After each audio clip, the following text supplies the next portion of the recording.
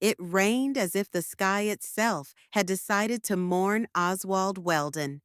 Or perhaps it wasn't tears, but mockery. I stood at the fresh grave, holding a black umbrella that was always trying to turn inside out in the wind.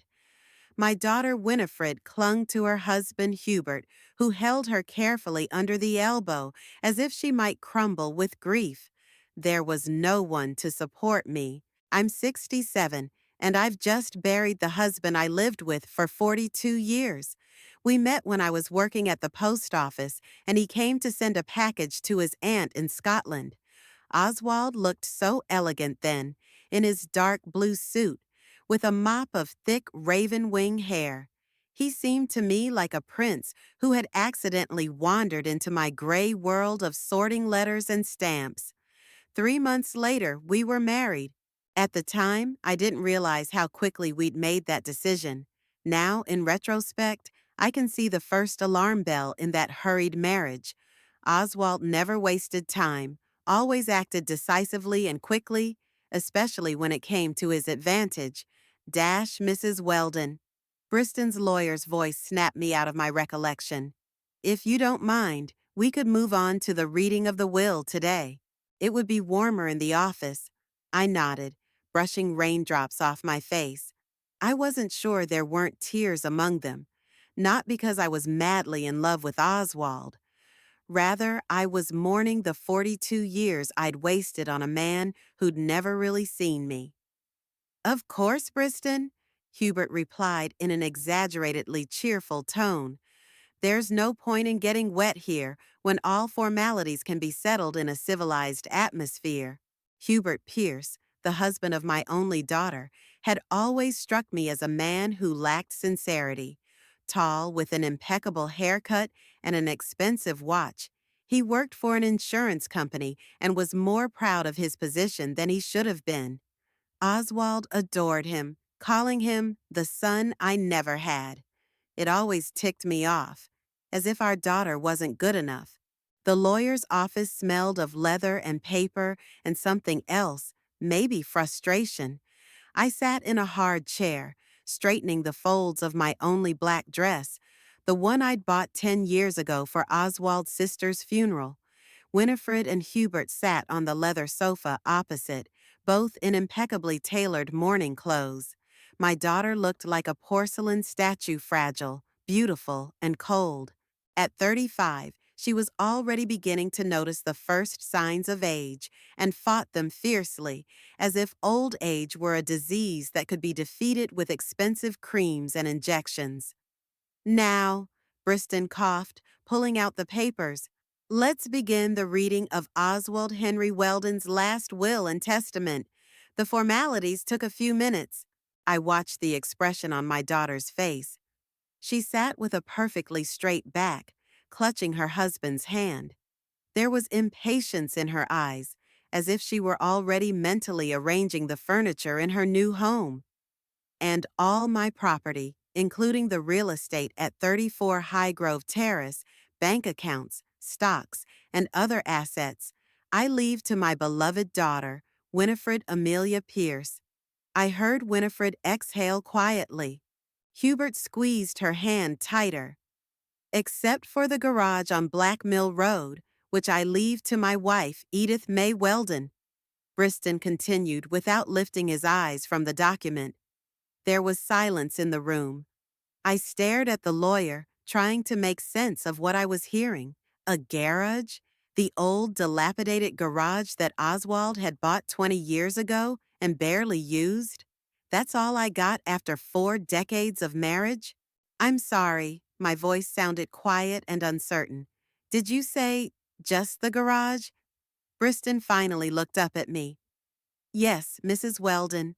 The will gives you the garage at 16B Black Mill Road. I shifted my gaze to my daughter. Winifred was staring off into the wall, avoiding my eyes. A faint smile played on her lips. I don't understand, I began, but Hubert interrupted me. It's quite clear, Edith. Oswald took care of Winnie as he should have done. After all, you've lived your life and she's got hers ahead of her. His words, spoken with fake sympathy, hit me like a slap in the face. I felt the blood rush to my cheeks. It was my home, too, I said, trying to keep my dignity. I'd lived there most of our married life. Winifred finally looked at me. There wasn't an ounce of regret in her gaze. Mom, Dad always said he took care of you. You have to respect his decision. I remembered Oswald saying that phrase really often. Don't worry, Edith. I've taken care of everything. Now those words sounded like mockery. Dash, Mr. Briston. My voice trembled, but I tried to speak clearly. Aren't there some laws about spousal support? I'm entitled to a portion of the estate, aren't I? The lawyer adjusted his glasses and sighed. Under normal circumstances, yes. However, shortly before his death, Mr. Weldon deeded most of the estate as a gift to his daughter. Legally, it's a separate procedure from probate. The house, the accounts, everything's already in Winifred's name. Daddy was a thoughtful man, Winifred said, as if she were explaining an obvious truth to a child. He knew what he was doing. Yes, Oswald always knew what he was doing. He thought out every step, calculated every decision. Even his death, he must have planned it so that he could show me my place one last time. I have a pension, I said, more to myself than to others. I could rent an apartment. Hubert let out a short laugh, which he immediately tried to disguise as a cough. You've seen the rents in Exeter, Mother, Winifred said with feigned concern. On your postal worker's pension, you could only rent a closet. I glanced at the clock on the office wall. 14:30. That was the time I usually made Oswald's afternoon tea. It's strange how habits become so ingrained in us that even in a moment of total collapse, our thoughts return to the daily rituals.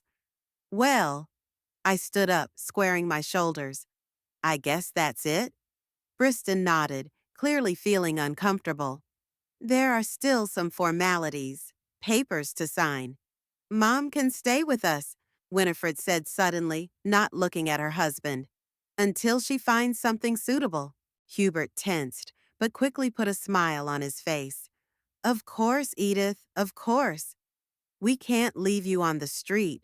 I could tell from his voice that this was a temporary solution, dictated more by propriety than concern. I knew I wouldn't be welcome in their new penthouse. Thank you, but I'll be fine, I said, surprised at my own calm. I have to unpack the house first. Oh, don't worry about that, Hubert interrupted. We've already hired a company. They'll pack everything up and move it to the new apartment.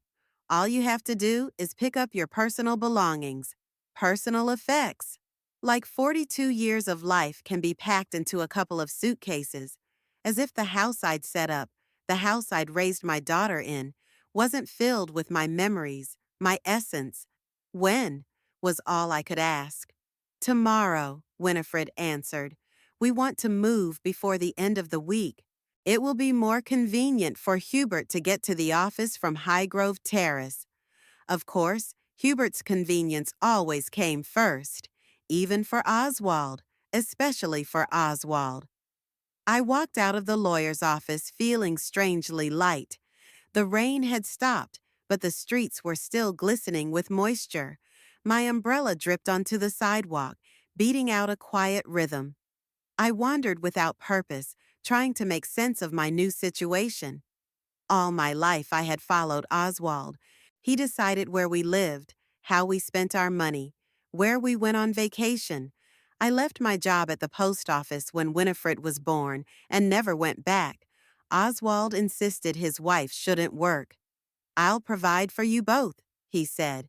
And indeed he did, with clothes, food, a roof over your head.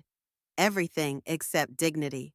I always thought I was sacrificing my ambition for my family. Now, practically on the street, I suddenly realized that my biggest mistake had been that I had never had any ambition of my own. I had dissolved into Oswald, become his shadow, his appendage to be discarded when he was no longer needed. I reached the key and stopped, looking at the River Ex. The water flowed on, indifferent to human drama. How many times had I stood here with Oswald, holding hands and making plans for the future? Plans that were always his plans, not mine. The phone rang in my pocket. Winifred, Mom, where are you? Hubert and I are on our way home. We can drop you off. Home? But it wasn't my home anymore. I'm going for a walk, I said. The weather had cleared up, minus suit yourself. Just don't forget the Packers are coming tomorrow. Be there by 8 in the morning. She disconnected without waiting for a reply. Typical of Winifred to give instructions rather than dialogue. It was something she'd learned from her father. I continued my walk, heading machine-like toward our, now not our, house on Highgrove Terrace. It was a 4-bedroom Victorian mansion with a garden that I'd cherished all these years. Every bush, every flower had been planted by my hands. I wondered if Hubert would keep the garden or turn it into a parking lot for his car collection. At the door of the house, I hesitated.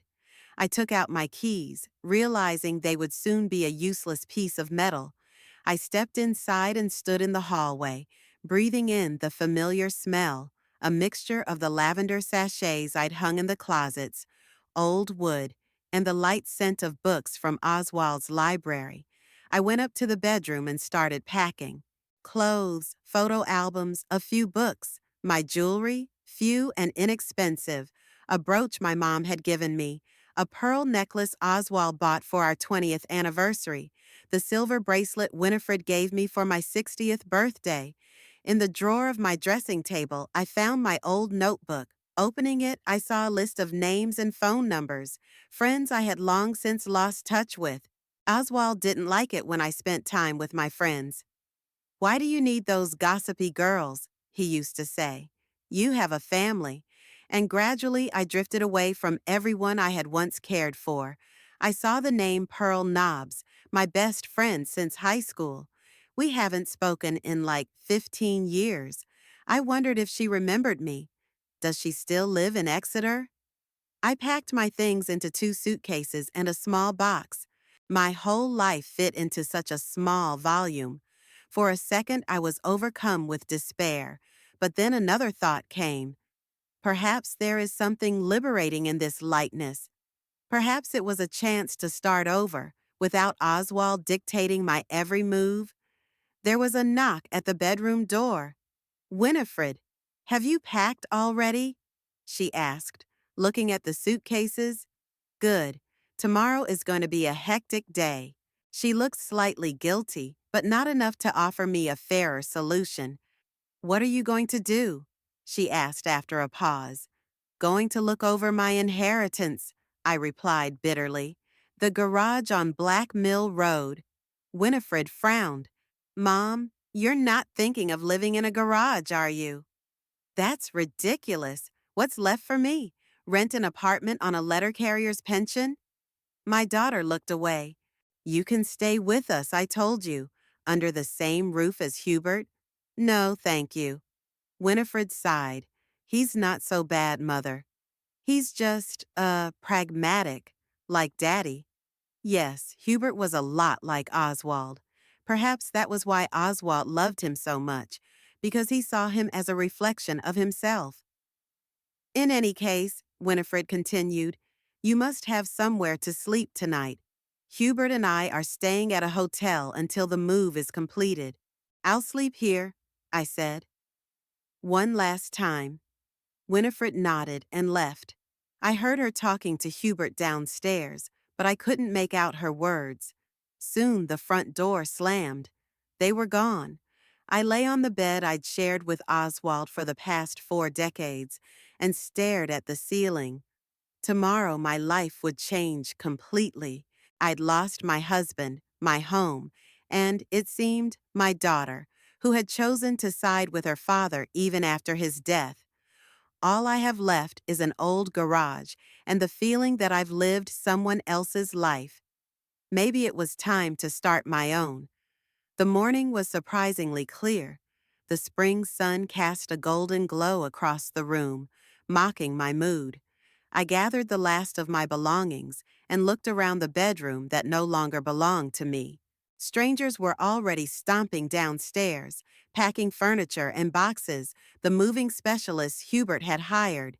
Their loud voices and laughter carried to me as if they were celebrating my exile. I walked down the stairs with a small suitcase.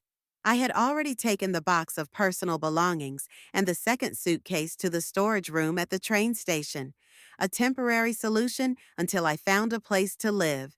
Mrs. Weldon, are you leaving already? A man in a uniform with the logo of a transportation company asked. Yes, the house is all yours. What about this one? He pointed to an old hand-painted wall plate my mother had given me. Should I take it? I wanted to say it was my own, but I suddenly realized I didn't want to fight over every little thing. Let Winifred have it all. Maybe someday she'll look at that plate and think of me. Take it, I said, and walked out without turning around. My old Ford Fiesta, bought when Oswald was still alive, was parked outside. He had thought that I should not spend money on a new car, for mine was doing its job perfectly well. Now I was grateful for the old thing. At least I had transportation. I got behind the wheel and pulled out my cell phone. I should have called Winifred to let her know I'd vacated the house, but my finger hovered over the screen. What would I say to my daughter? Thanks for letting me stay in my own house an extra night? I put the phone away and started the engine. Instead of driving straight into the unknown, I decided to visit Winifred in her new home. Maybe in the setting of the luxurious penthouse, she'd feel generous enough to offer her mother at least temporary shelter. Or we could discuss a more equitable distribution of the inheritance. After all, we are family. Even if the thought seemed like a bitter joke now.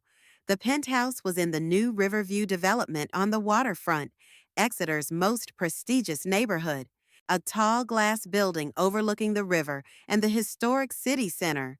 I had never been to the complex, but I knew the apartments here cost a fortune. A security guard stopped me in the underground parking lot. Who are you here to see? He asked, glancing at my shabby car. My daughter, I said. Winifred Pierce. Penthouse. He checked the list on his clipboard. Your name? Edith Weldon. The guard went over the list again. You're not on the list of regulars. I'm Winifred's mother, I said, feeling a lump of humiliation rise in my throat. Call her, please. He nodded and dialed a number. After a short conversation, he pointed to a parking space. You can leave the car there. The elevator is on the right. 21st floor. In the elevator, I stared at my reflection in the mirrored wall. A woman with a tired face, wrinkles around her eyes, wearing an inexpensive navy blue suit I'd bought 3 years ago on sale. I tried to smooth my graying hair into a simple bundle. Next to the young couple in designer clothes who entered on the 12th floor, I looked like a servant going up to the owners. The elevator doors opened on the 21st floor, and I found myself in front of the only door. The penthouse occupied the entire top floor. I took a deep breath and rang the bell. Hubert opened the door. He was dressed in a cashmere house suit and looked as if he'd just returned from the spa. Edith, he said with undisguised surprise. What a surprise. Hello, Hubert. I tried to smile. I came to see Winifred. She's busy with the interior designer. He took his time, inviting me inside. Maybe you could call later. Behind his back, I saw a spacious living room with panoramic windows, flooded with sunlight, expensive furniture, artwork on the walls, a crystal chandelier. My late husband's house had been luxurious enough, but this was something else entirely. Modern, ostentatious luxury. Hubert? Who is it? Winifred's voice came from deep inside the apartment. Your mother, he answered, not taking his eyes off me. Footsteps sounded, and Winifred appeared in the hall. She looked flawless in a light beige suit, with perfect hair and makeup. Mom? She seemed surprised. What are you doing here? I cleared out the house, I answered, and I thought we could talk. Winifred looked at her husband. Sure, come on in. She pushed Hubert aside and let me into the apartment. Inside, the penthouse was even more impressive than I'd realized. A spacious living room with ceilings at least 4 meters high, a kitchen dining room with a marble counter, several doors that probably led to bedrooms and offices, and glass, chrome, and natural wood everywhere. I couldn't help but marvel. When did you buy all this furniture? Oh, we ordered it a month ago, Winifred said casually. Dad gave us the money for the down payment on the penthouse last year. Said he wanted to see us settled in before, you know. I froze. So Oswald planned this in advance? Preparing the transfer of his daughter's estate? Knowing he was ill? And he never said a word about it to me, his wife? Will you sit down? Winifred pointed to the white sofa. Would you like some tea? Yes, thank you. I sank down on the couch, afraid to get anything dirty. Winifred disappeared into the kitchen, and Hubert stood with his arms crossed over his chest. So, he said with a fake smile, how do you like our new nest? Gorgeous, I said. It must have cost a fortune. Oswald was always concerned about Winnie's future, Hubert said, as if to justify himself. He wanted her to have a decent life. What about me? I wanted to shout, but I held back. Oswald was always generous, I said instead. To some? Hubert frowned, but at that moment Winifred returned with a tray. Tea in dainty china cups, homemade cookies. Help yourself, Mother. She set the tray on the glass coffee table. How are you doing? Have you found a place to stay yet? I took a sip of tea to buy time. How do I tell my daughter I'm practically homeless? Not yet, I finally answered. I thought I'd check out the garage, assess the possibilities. Hubert snorted. The garage? Really, Edith? Hubert. Winifred threw him a warning glance, but there was no real sternness in her voice. No, dear, let your mother speak honestly, Hubert said, sitting down on the arm of the sofa. You've come to ask for money, haven't you, Edith? I put the cup on the saucer, trying not to shake with indignation. I came to talk to my daughter, I said calmly, about our family and justice. Justice? Hubert repeated the word with a sneer. You've had your share, Edith. Oswald distributed everything as he saw fit. The garage against the penthouse and all the savings? I couldn't help the bitterness in my voice. Is that what you call fairness? Winifred pressed her lips together. Mother, please. Daddy had the right to dispose of his property. He earned that money. And I was his wife for 42 years, I countered. I gave up my career to raise you. I ran the house, supported him. Isn't that worth anything? You've lived in luxury all these years, Hubert said. Oswald provided everything you needed.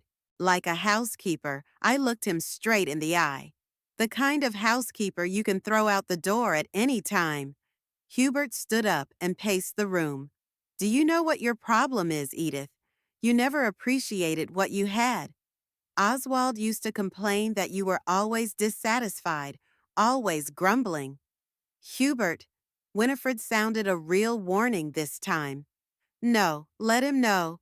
Hubert turned to me. Your husband said you never supported him, never understood his ambitions.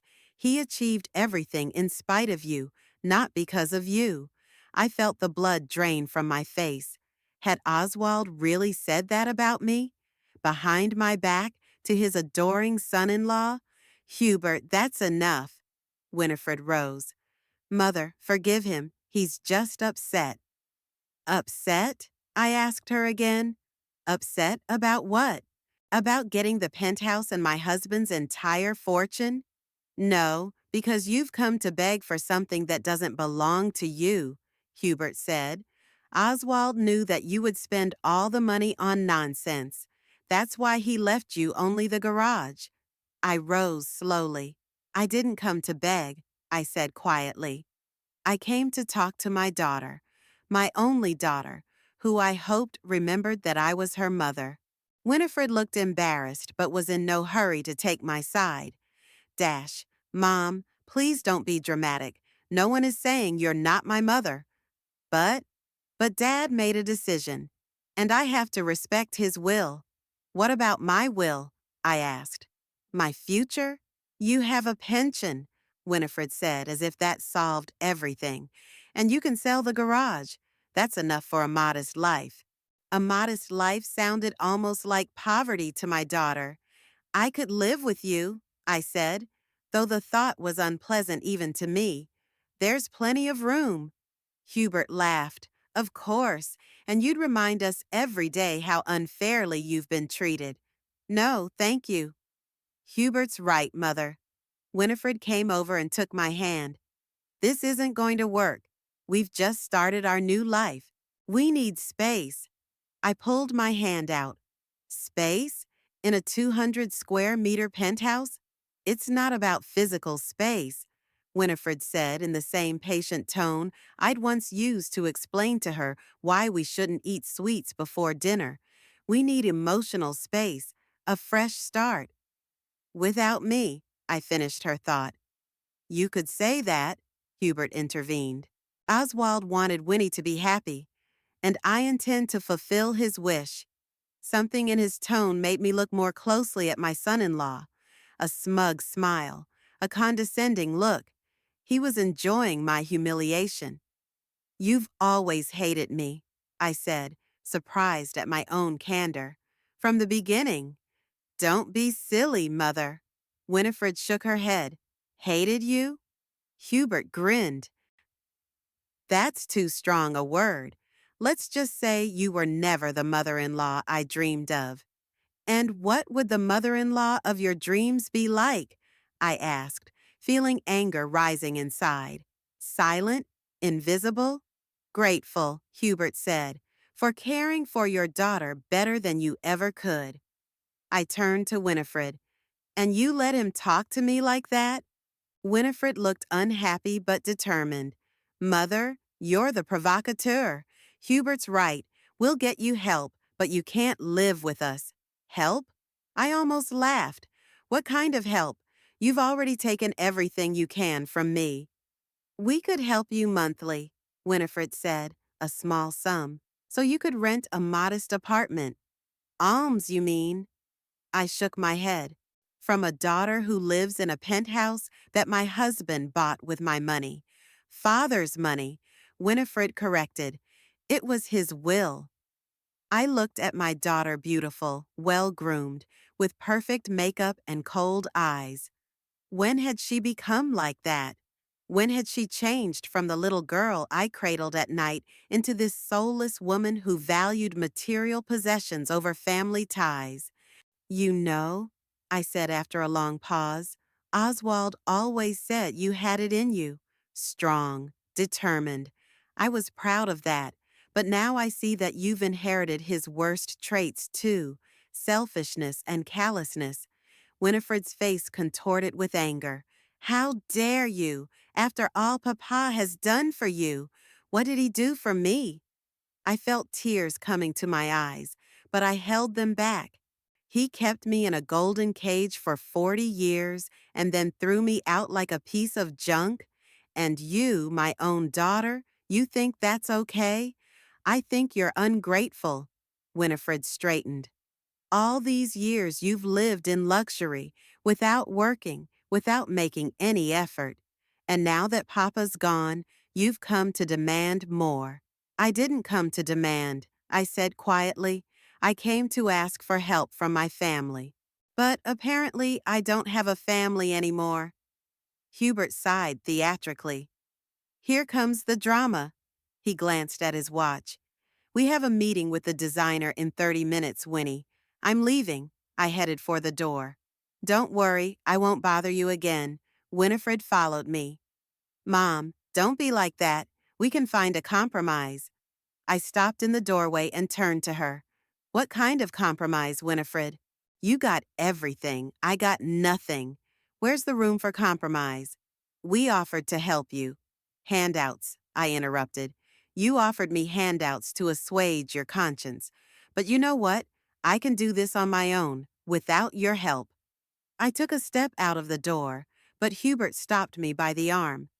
Listen to me carefully, Edith, he said softly, almost in a whisper, so that Winifred would not hear.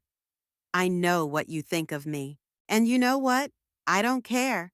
But if you keep pushing Winnie, trying to make her feel guilty, I'm going to make sure she cuts off contact with you completely.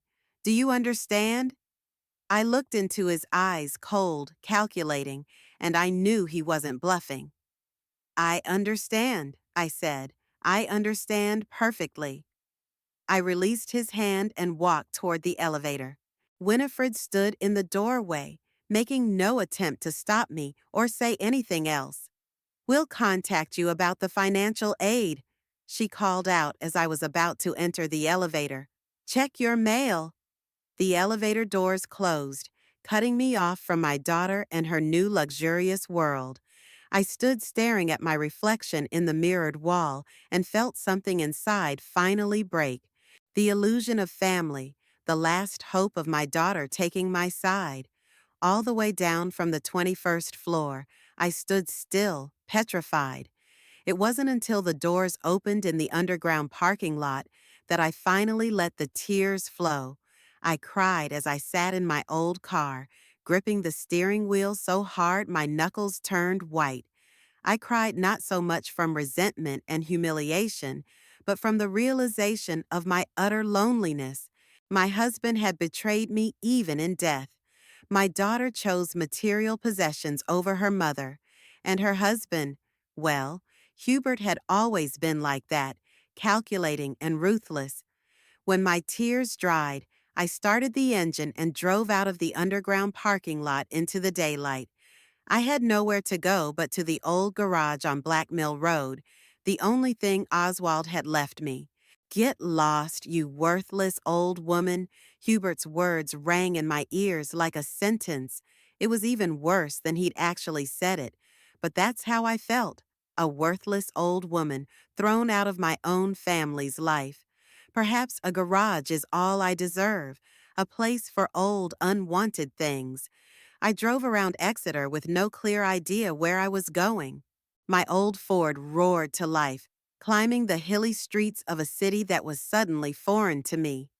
The house where I'd lived most of my adult life now belonged to my daughter, or rather, her husband, Hubert, who always looked at me with barely concealed contempt. I parked at a small cafe near the waterfront.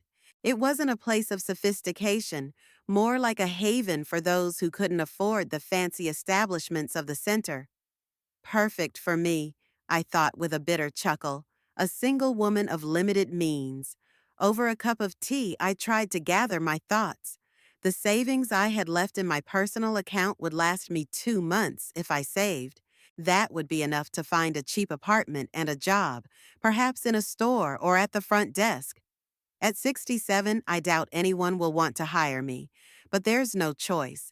In the meantime, I needed a place to sleep. Hotels in the center were expensive, and on the outskirts, well, I wasn't ready to sink to the level of roadside motels. Not much choice, though, when your own kid is kicking you out of the house. And then I remembered the garage, the same one Oswald left me in his last taunt. Well, at least it's a roof over my head, at least for one night. I took my keys out of my bag, a small silver key labeled Black Mill Road, 16B, my only inheritance after 42 years of marriage. I stared at it and felt a wave of anger rising inside. 42 years. I'd supported Oswald when he started his business. I'd run the house, raised his daughter, played hostess at his business dinners. All I got in return was a rusty garage and my daughter's contempt. Black Mill Road was in an industrial neighborhood, not far from an old mill long since converted to offices. I rarely visited the place, though I knew Oswald had bought this garage about 20 years ago. He said he used it to store business documents and old furniture. I found the address at dusk. A row of shabby garages stretched along the deserted street. Most of them looked abandoned, rusty gates, peeling paint, broken windows. Number 16B looked no better than the others. A typical 70s garage with a drooping roof and rusty metal gates. I parked across the street and sat in the car for a while, gathering my wits. I mean, really, what had I gotten myself into? Spending the night in a garage like a homeless person? But the alternative was an expensive hotel or asking some distant acquaintance for a night's lodging, neither of which I wanted. Finally, I got out of the car and walked to the garage door. The key turned with difficulty in the lock, which didn't seem to have been used for a long time. The gate gave way with a long creak, as if complaining about the intrusion. It was dark inside. I fumbled for the light switch, and the dim bulb under the ceiling illuminated a space littered with boxes, old furniture, and machinery covered in dusty covers. The air was stale with a distinct odor of damp and old paper. I stepped inside and the gate slammed shut behind me with a loud clang that made me wince. I was cut off from the world now, alone in the cramped, cluttered space. Well, I muttered aloud, welcome home, Edith. There was an old sofa in the corner, covered with a tattered plaid. Oswald must have stayed here late sometimes. I cautiously sat down on the edge, wary of dust and possible insects. The couch was surprisingly sturdy, though it smelled musty. I looked around. Besides the couch, there was an old desk with a worn tabletop, a few chairs, a bookcase full of files, and a metal safe about shoulder height. A safe! I wonder what it holds. And did I have a key? I checked the bundle I'd gotten from the lawyer again. Among several keys, there was one that might well fit the safe. I went closer and tried to insert it into the keyhole. The key went in, but would not turn. I made more effort, and suddenly there was a click. The key broke, leaving half of it in the lock. Dash, damn it, I cursed, looking down at the useless fragment in my hand. The safe wouldn't open now. I doubted there was anything valuable in there, though. Probably old tax returns or contracts. Oswald had always been a document hoarder. I began to clear a place to sleep. I pulled the dusty plaid off the couch, shook it out, and found that underneath it was a decent leather couch, though cracked from time. Then she moved the boxes to make way for a makeshift bed. One of them at the top of the pile slipped and fell, its contents scattering across the floor. I crouched down to pick things up and froze. On the floor were not papers, as I had expected, but photographs. Dozens of pictures of Oswald embracing a young blonde woman. In the background were palm trees and the sea. Some kind of resort, it seemed. Judging by the date on the back, the pictures had been taken 8 years ago. 8 years ago, when Oswald was supposedly on a business trip to America. My hands trembled as I went through the photos. Some of them showed Oswald and a stranger kissing. Others showed them sitting at a restaurant table, holding hands. In one, he was even putting what looked like a wedding ring on her finger. My heart was racing so fast I could hardly breathe. Oswald, my husband, who had always seemed so right, so principled, he had another woman, and judging by the number of photos and their intimacy, it wasn't just a fling. I sank down on the couch, still holding the incriminating pictures in my hands. Why did he keep them? As a reminder of happy moments, or as a testament to his triumph, that he'd managed to deceive his wife and daughter? There was something else in the box, a stack of letters tied with pink ribbon. I untied it and pulled out the top letter. The handwriting was small and neat, clearly female. "My dear Ozzy," it began. Ozzy? No one had ever called Oswald Ozzy. He hated abbreviations and insisted that everyone, including me, address him by his full name. I didn't read any further. I put the letter back in the box, feeling strangely numb. I needed time to comprehend the discovery. How many other secrets did this garage hold? And how many secrets did Oswald keep behind his respectable facade? I stood up and began a methodical search of the room. I checked desk drawers, looked under stacks of boxes, tapped the walls for hiding places, and she found them. Behind the bookcase was a small door in the wall. I'd only noticed it because one of the screws holding the bookcase in place had fallen out and the furniture was slightly off the wall. I pulled the heavy cabinet away with difficulty and saw a metal door about 30 by 30 centimeters. There was a code lock on it. A code. I need a code. I tried every possible combination in my mind: Oswald's birthday, our wedding day, Winifred's birthday. Nothing matched.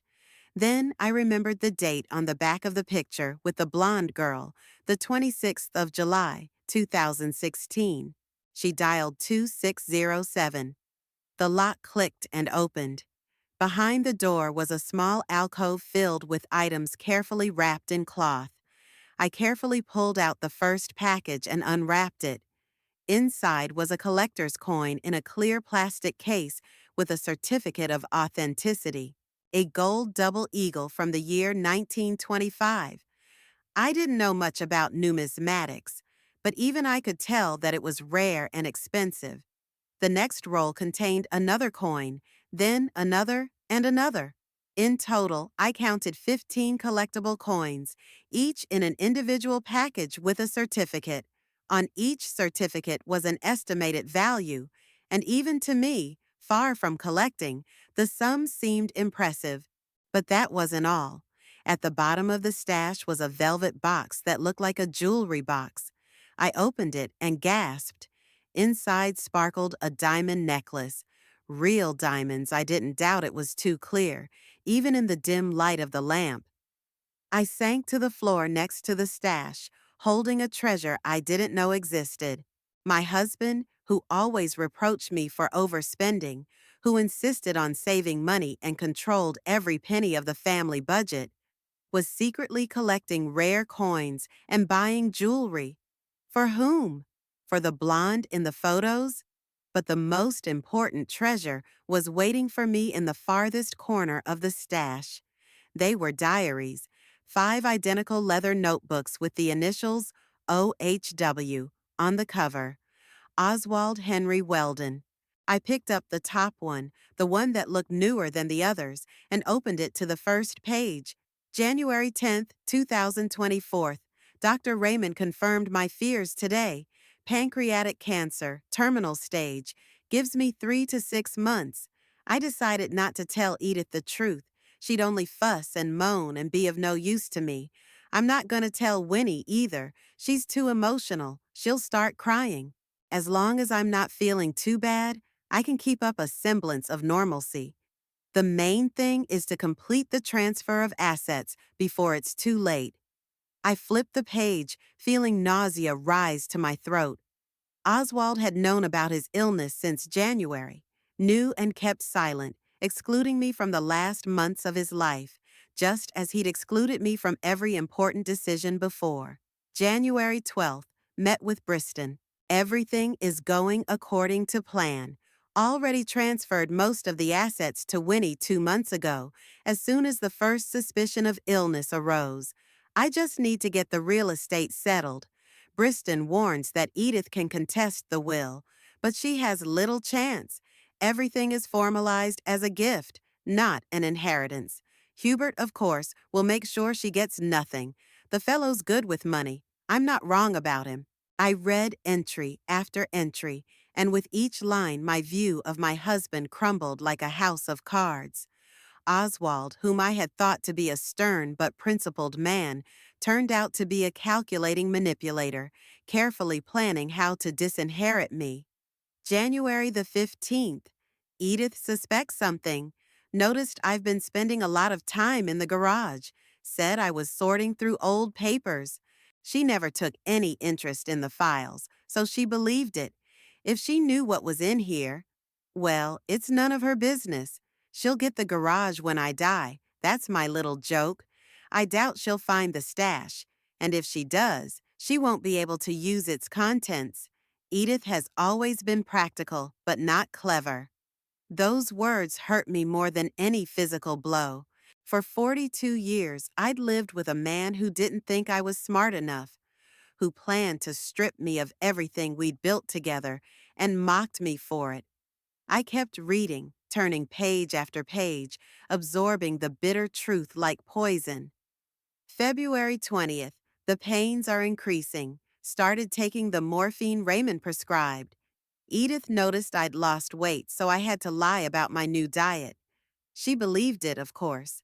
Winnie called from London to say she and Hubert had found the perfect penthouse in Exeter. I said I'd help with the down payment. It's amazing how quickly they changed their plans when they found out I was ill. I don't blame them, though. I'd raised Winnie to be practical.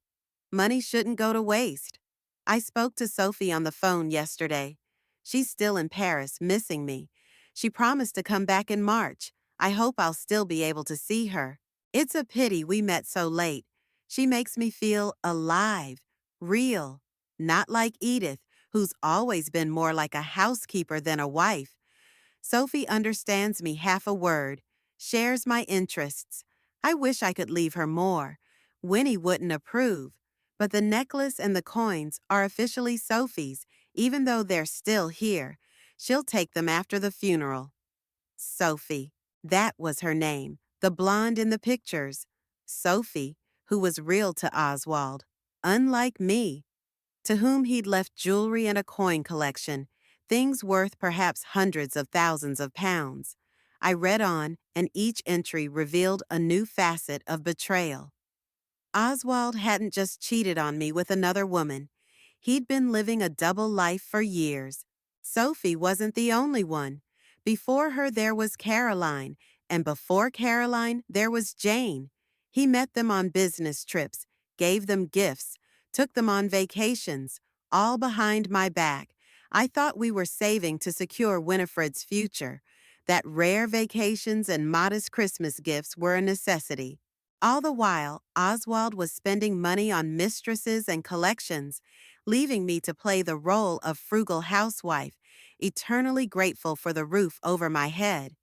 In his notes, he spoke of me with barely concealed contempt, simple, boring, predictable. He complained to Hubert about my inability to hold an intellectual conversation and my lack of taste. They laughed at me together behind my back. And I thought they were the perfect husband and son-in-law who simply understood each other better than I understood them. The last entry in the diary was dated 2 days before Oswald's death. April 25th, almost unable to write from the pain. Morphine doesn't help anymore. Raymond says a few days left, a week at the most. Hubert and Winnie arrived yesterday, staying at a hotel. Edith doesn't know. Briston confirms all the paperwork is in order. Winnie will get the house and bills. Edith will get the garage. Didn't tell Winnie about Sophie. She doesn't need to know. I don't want my daughter's last memories of me to be tarnished. Let her think I've been a good family man. This is my last lie. Sophie called today. She was crying. I didn't tell her I'm barely out of bed anymore. Let her remember me strong. She promised to come by after the funeral to pick up her stuff from the garage. She knows the code to the stash house. It's strange to think that in a few days I'll be gone. I've lived my life by my own rules, not letting anyone dictate how I should be. Even death has accepted my terms. I'm leaving on my own terms, organizing things as I see fit.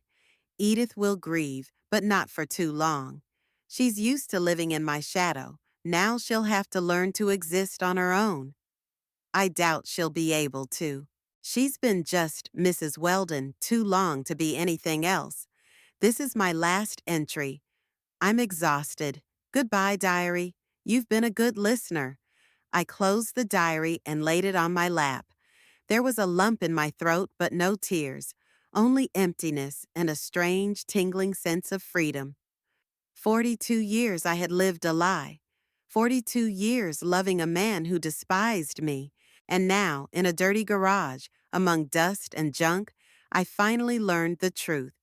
Oswald never loved me, used me, yes, tolerated me, yes, But he didn't love me. For him, I was a convenient housekeeper, a cook, a nanny for his daughter, not a woman, not a partner, not an equal human being. I looked at his stash of treasures, coins, necklaces, some other jewelry wrapped in silk. It was all meant for a woman named Sophie, who was supposed to come here after the funeral. I wonder if she came. Had she discovered the code didn't work? I picked up the diary and flipped through it, looking for any mention of Sophie. I found a phone number and an address in Paris. In another entry, Oswald mentioned that Sophie was a famous clothing designer, had her own boutique in Paris. The pieces of the puzzle began to fit together. That's why Oswald traveled to France often. That's why he insisted that I never accompany him on business trips. It was why he brought me cheap souvenirs from Paris, while Sophie must have gotten diamonds and gold. I gathered up all the treasures I had found and put them back in the stash. Then I took all 5 diaries and settled down on the couch, determined to read them cover to cover. She wanted to know the whole truth, no matter how bitter it was. Night fell on Exeter as I was still reading, absorbing the story of betrayal written in my own husband's hand. It was getting cold in the garage. The only heater I could find was running weakly, barely coping with the April chill. I wrapped myself in the plaid, ignoring its musty smell, and continued reading. Strangely, I felt no anger or even much resentment, just devastation and a slight dizziness at the realization of how completely I'd been deceived all these years, and also a strange relief, as if a weight I'd been carrying without realizing it had suddenly lifted from my shoulders. I hadn't been a bad wife. I wasn't stupid or unworthy of love. It was just that my husband had been a liar and a manipulator, choosing me for my malleability and unassuming nature, for my willingness to dissolve into his life, forgetting my own. And now that he was gone, now that all his carefully constructed lies had fallen apart, I could finally begin to live, free of his contempt, free of his control, free of his shadow. There was the sound of a car outside, then a knock on the garage door. I froze, listening. Who could have come here at night? Winifred? Unlikely. She doesn't even know about this place. Sophie?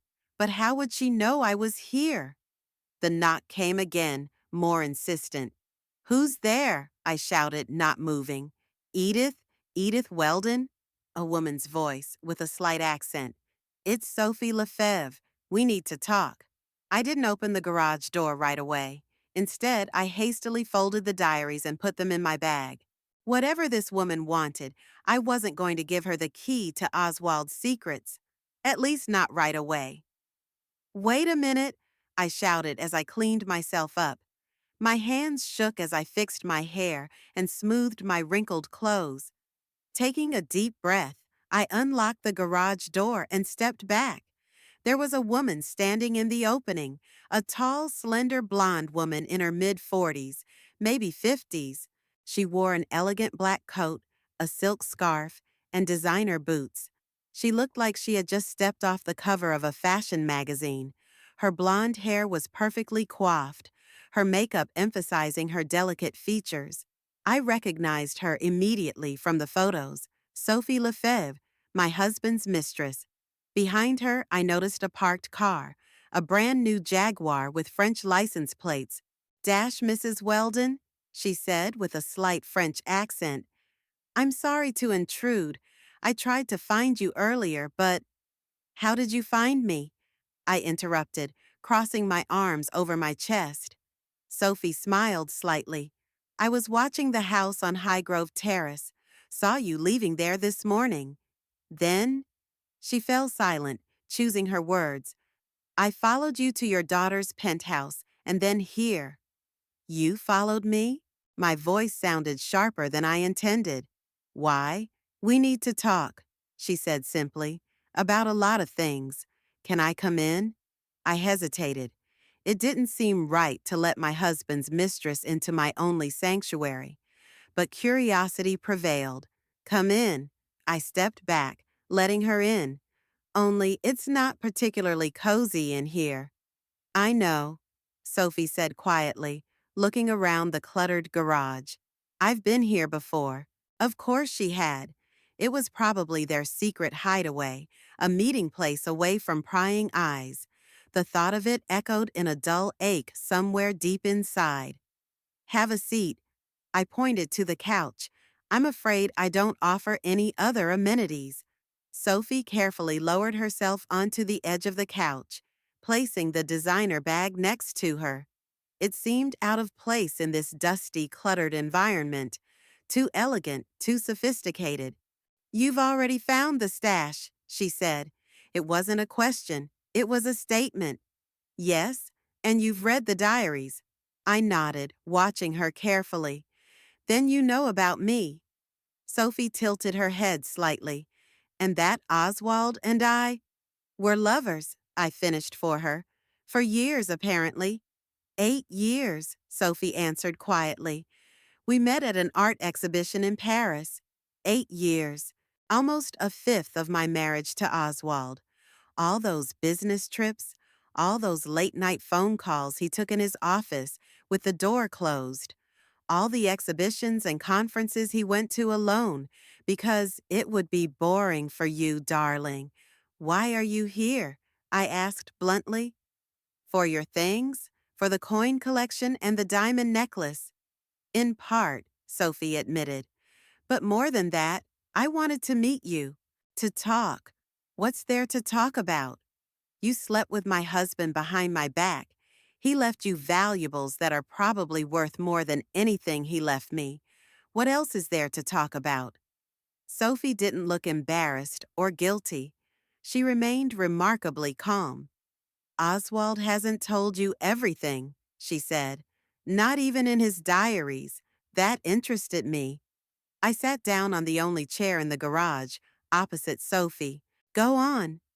We met 8 years ago, it's true, Sophie began.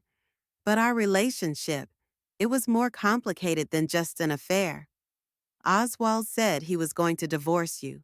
Every year he promised that he was about to do it, that he was just waiting for the right time.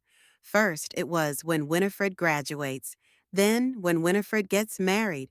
There was always a reason for the postponement. I listened to her, feeling strangely calm.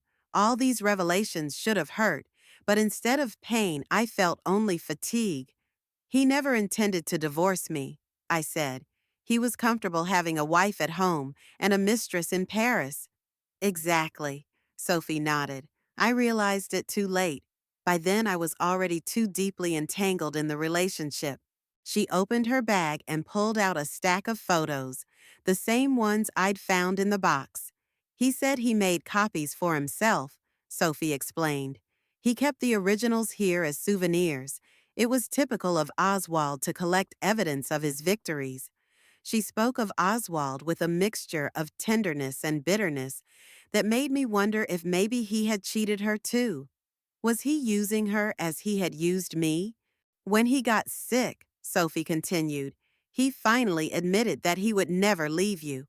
Said you and Winifred were his official family, and he had to protect your reputation. She grinned bitterly. I think, really, he just didn't want to share his fortune.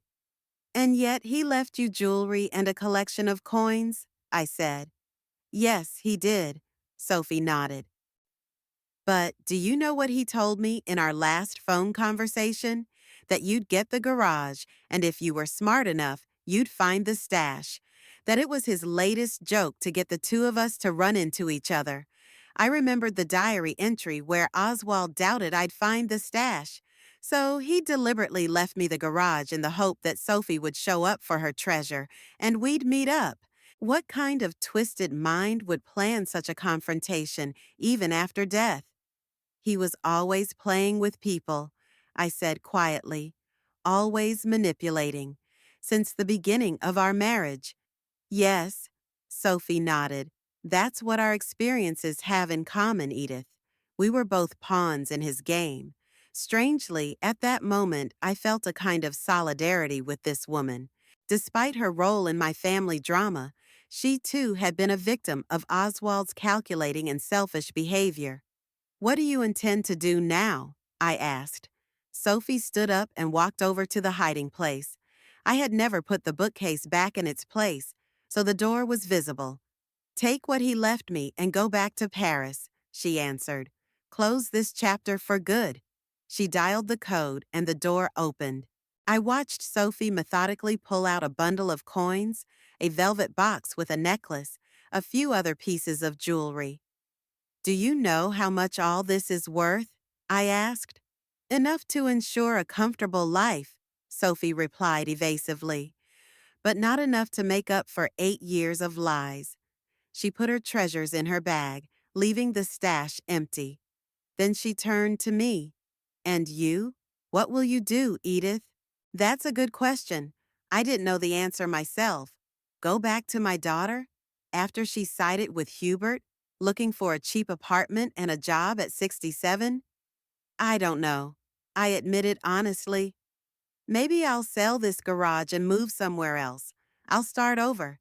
Have you tried to contact a lawyer to contest the will?" The lawyer said it was a long shot.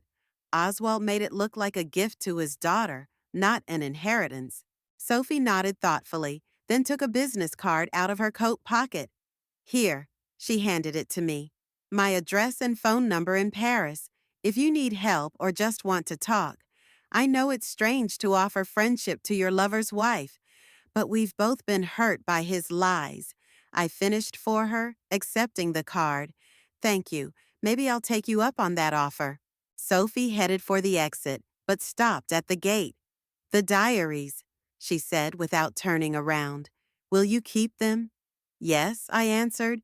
"I think I have more right to them than anyone else." "There are things in there that might hurt Winifred," Sophie said quietly, "about what Oswald thought of her, about her choices." I remembered several entries where Oswald had spoken rather harshly about our daughter, calling her not as smart as I would have liked and too dependent on paternal approval. But there were other entries where he praised her for her practicality and ability to get her own way, traits he valued in himself. "Winifred chose her path," I said. "She sided with her father and her husband against me. I don't think I have to protect her feelings." Sophie nodded. "Dash, I see. Goodbye, Edith. I hope you find your way after all this." And she left, leaving me alone in the garage with 5 diaries, an empty stash, and a lot of questions. I spent a sleepless night reading the rest of Oswald's diaries. They covered a period of nearly 10 years, beginning in 2014. Some entries were short and businesslike.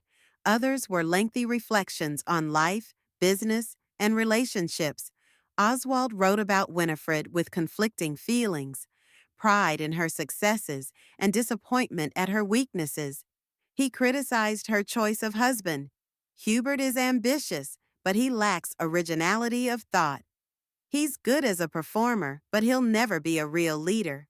Winnie could have found someone better, but she, like her mother, values stability too much." He spoke of Hubert as a useful ally and a man who knows his own advantage. "Hubert will never let sentiment overshadow calculation," Oswald wrote. "This makes him a reliable partner in business, though a questionable choice for married life. However, for Winnie is more important status and comfort than true love. In this, she is all in me." But what struck me most were the entries about me. Oswald described me as a safe harbor and a convenient cover. "Edith never asks too many questions," he wrote. Dash, "This is her chief virtue as a wife. She creates coziness and does not demand attention, being content with little. Sometimes I feel guilty about the way I take advantage of her gullibility, but then I remind myself that I am providing her with a comfortable life. Many women would be grateful for that. Such a condescending attitude, so patronizing, like he was doing me a favor by letting me be his wife, as if I should have been grateful that he was letting me cook his dinner and wash his shirts, uninterested in my own desires and ambitions." I reread those lines over and over again, and a strange sense of liberation grew in me with each page. I wasn't loved, but wasn't that better than loving someone who was actually a monster? Wasn't it better to know the truth, however bitter, than to live in an illusion? By morning, I had finished the last diary. The sun was already rising, its rays shining through the dusty window in the garage ceiling. I felt devastated, but strangely peaceful, as if spending the night in the company of my husband's ghost had finally allowed me to let go. I stood up, stretching my stiff muscles, and looked around the garage in the daylight. Without the treasure in the stash, it was just a cluttered, uncomfortable room. But it was mine, the only thing I had left after 42 years of marriage. The morning brought clarity of thought. I decided not to go back to my daughter or my old house.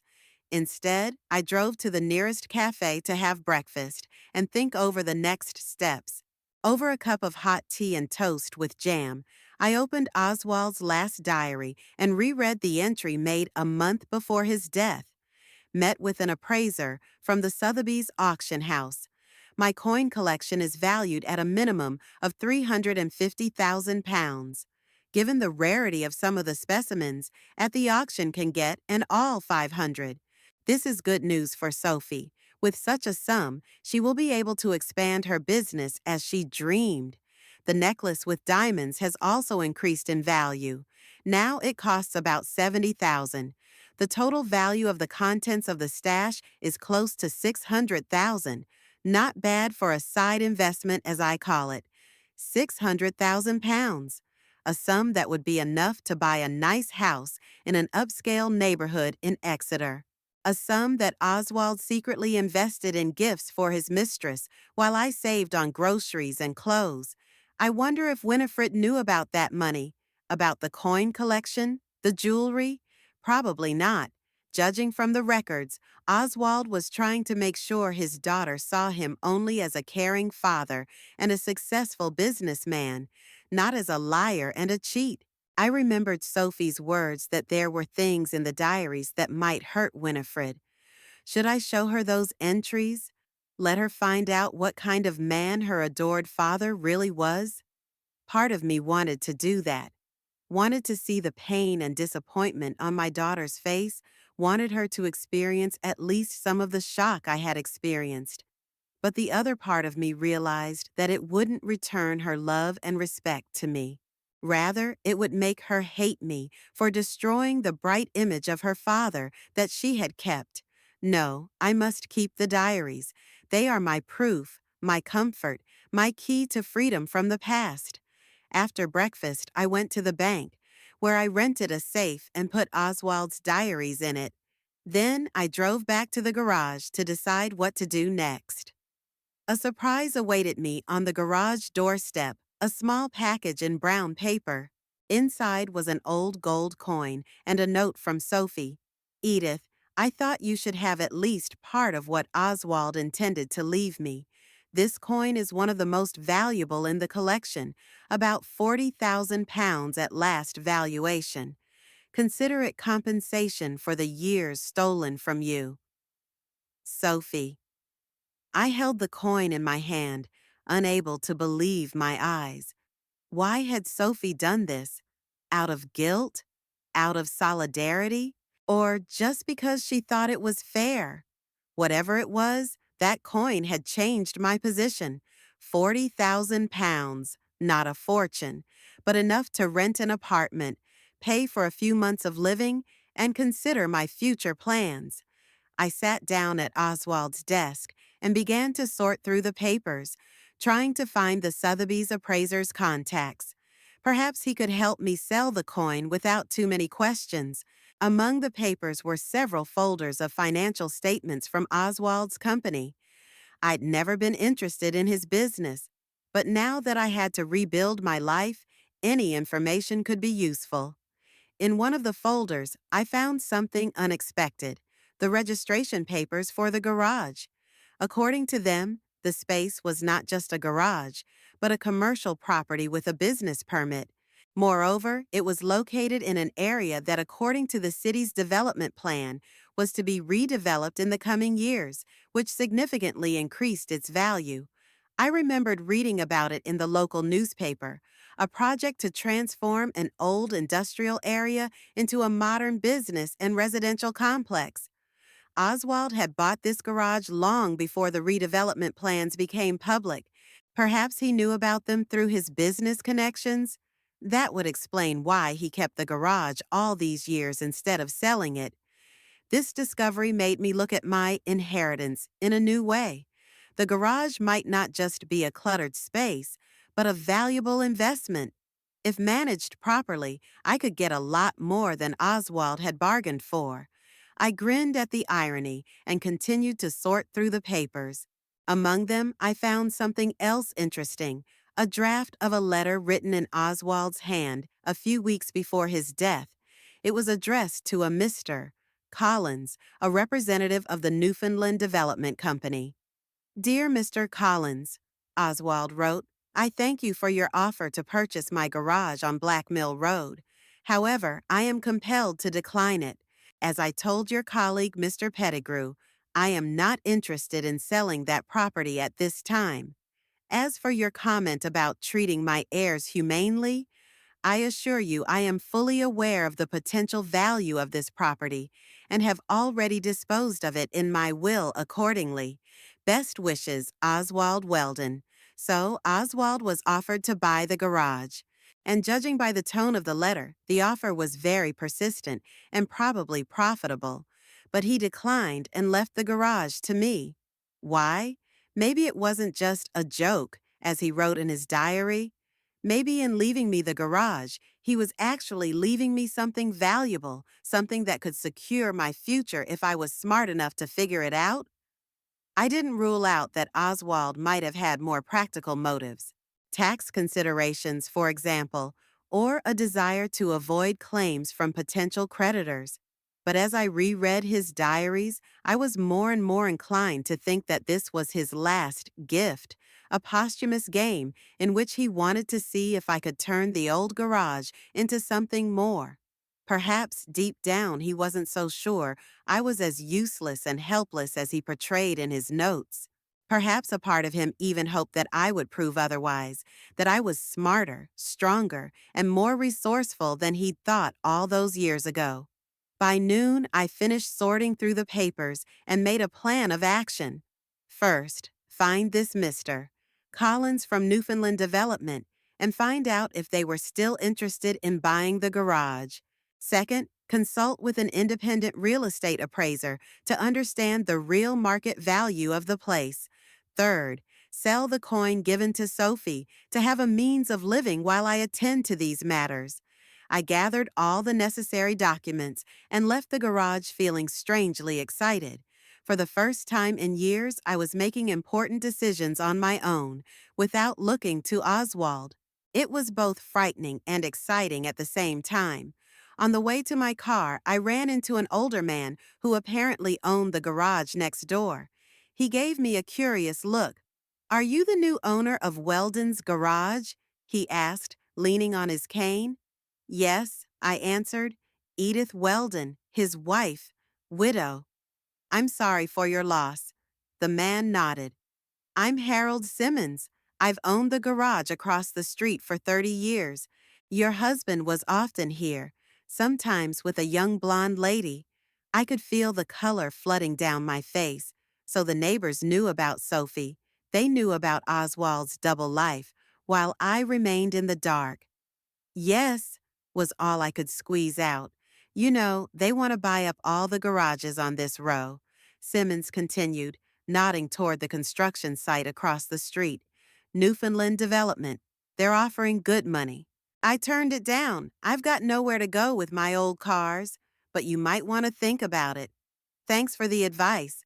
I tried to smile. I'm planning to contact them. Just don't get too cheap, Simmons said. That land will be worth 10 times as much in a couple of years when they're done redeveloping the neighborhood. I nodded, grateful for the information, and headed for the car. All the way to the city center, I pondered the strange irony of fate. What Oswald had intended as a final humiliation, an old garage, instead of a luxurious house, could turn out to be the key to my new independent life. Morrison and Sons was a jewelry store on a quiet street in the historic center of Exeter. The inconspicuous sign and darkened windows didn't attract casual passers-by. People came here only on recommendation or for a specific purpose. I pushed open the heavy oak door and stepped inside. A soft tinkle of a bell heralded my arrival. Antique jewelry, vintage watches, and collectible coins glittered behind the glass display cases. The air was saturated with the smell of silver polish and the subtle aroma of leather cases. A gray-haired man wearing thin-rimmed glasses appeared from the back room. His attentive gaze slid over me, sizing me up as a potential customer. "What can I do for you?" he asked, wiping his hands on a spotlessly clean towel. "I'd like to appraise the coin," I replied, pulling the case Sophie had given me out of my bag. The man nodded, inviting me over to the counter. I carefully placed the case on the velvet cushion and stepped back. The jeweler put on special glasses and began to study the coin without touching it. "Interesting," he muttered. "Very interesting. A gold double eagle, 1,925, one of the rarest American coins. May I ask how it came to you?" "Family inheritance," I answered evasively. He looked up, and understanding flashed in his eyes. "I see. Do you want to know its value, or do you want to sell it?" "First to find out the value, and then to decide." The man bent over the coin again, examining it from every angle. "The condition is exceptional," he said. "Minimal signs of wear and tear, and the parts are perfectly intact. At auction, a coin like this would fetch 40 or 50,000 pounds, perhaps more if the buyer was a particularly interested collector." The amount matched the estimate mentioned in Sophie's note, so she hadn't fooled me. "And if I sell it to you?" I asked. "I could offer 38,000, the jeweler replied. "I need to take into account the resale costs and risks." I thought about it. The difference of 10,000 was significant, but an auction meant waiting, publicity, and questions about the coin's provenance that I didn't want to answer. "I'll take your offer," I decided. He raised his eyebrows slightly, apparently expecting a haggle, but nodded quickly. "Great. I'll prepare the paperwork and write a check." "Or do you prefer cash?" "A wire transfer, if possible," I replied. While the jeweler was doing the paperwork, I thought about the sudden turn of fate. Just yesterday, I was a homeless widow with a postal worker's pension and an old garage. Today, I have savings enough for a few years of modest living, and that's just the beginning. As I walked out of the store with the paperwork confirming the transfer of the money to my new account, I felt strangely giddy. For the first time in decades, I was handling a substantial sum of money without looking at Oswald. This heady sense of freedom was mixed with anxiety. What if I failed? What if Oswald was right in thinking I was incapable of making financial decisions? I pushed those thoughts away. Insecurity was the legacy of 42 years of living with a man who had methodically undermined my self-esteem. It was time to prove, first and foremost to myself, that I could be independent. The next stop on my plan was the Office of Newfoundland Development. To my surprise, I was admitted without an appointment after mentioning the address of the garage and Mr. Collins' name. "Dash Mrs. Weldon," exclaimed an overweight man in an expensive suit, shaking my hand vigorously. "It's a pleasure to finally meet you in person. I'm sorry for the loss of your husband." His enthusiasm seemed excessive for a man meeting an elderly widow for the first time, but it all made sense when we got down to business. "We've had a long-standing interest in the Black Mill Road property," Collins said, laying out a neighborhood redevelopment plan on the table. "Your parking garage occupies a strategic position in our project. See, this will be the central plaza of the new business district. I studied the plan, noting that the lot where my garage was located was indeed in the center of the future complex. No wonder they were so eager to buy it. We're prepared to offer you £120,000, Collins said. That's well above the market value of a similar property in its current condition. I could hardly resist expressing surprise. It was an impressive sum, especially for an old, dilapidated garage, but something told me it was only the beginning of the bargain. It's an interesting offer, Mr. Collins, I said calmly, but I recently learned that my garage is the only one in the row that you haven't purchased yet. Is that true? Collins frowned slightly, apparently not expecting such knowledge. We do have contracts with most of the owners, he admitted. Mr. Simmons remains stubborn, but we hope to reach an agreement with him as well. I understand, I nodded. When is construction scheduled to begin? Next quarter, if all the formalities are settled. I paused, pretending to consider what he was saying. I'm afraid 120,000 isn't enough, Mr. Collins. Given the strategic importance of my site to your project, I'd expect at least twice that amount. Collins let out a nervous chuckle. Mrs. Weldon, with all due respect, 240,000 for an old garage is unrealistic. Reality is determined by circumstances, I replied, remembering a phrase Oswald had often uttered. And the circumstances are that without my garage, your project cannot move forward. The next hour passed in tense negotiations. Collins called his superiors. I pretended to consult with my lawyer. In the end, we agreed on the sum of £185,000 with the condition of quick completion of the deal. As I left the developer's office with the preliminary sales contract, I felt a strange sense of triumph. Oswald, who thought me incapable of business negotiation, would have been surprised. Or perhaps this was what he had expected when he left me the garage. One last check, one last test of his perpetually underestimated wife. As I walked back to the car, I noticed a familiar figure emerging from a nearby cafe. A tall woman with a lock of graying red hair pulled back into a casual bun. Pearl Knobs, a high school friend I hadn't seen in years.